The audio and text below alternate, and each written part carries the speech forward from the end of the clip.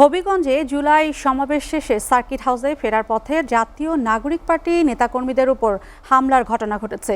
এতে উত্তরাঞ্চলের মুখ্য সংগঠক সার্জিস আলম, মুখ্য সমন্বয়ক নাসিরউদ্দিন পাটোয়ারী সহ কয়েকজন আহত হয়েছেন। মঙ্গলবার সন্ধ্যায় শহরের কোট মসজিদ এলাকায় ঘটনাটি ঘটে।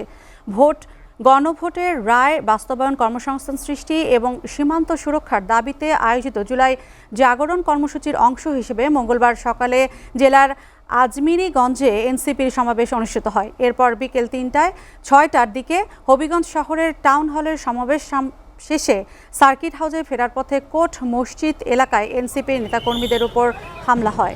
রাত 8টার দিকে পুলিশ এনসিপির নেতাকর্মীদের উদ্ধার করে সার্কিট হাউসে নিয়ে যায়। এ সময় সার্কিট হাউস লক্ষ্য করে ইট পাটকেল নিক্ষেপ করা হয়। সার্জিস আলম অভিযোগ করেন, ছাত্রদলের নেতাকর্মীরা তাদের উপর হামলা চালিয়েছে এবং আহতদের হাসপাতালে যেতে বাধা দিয়েছে।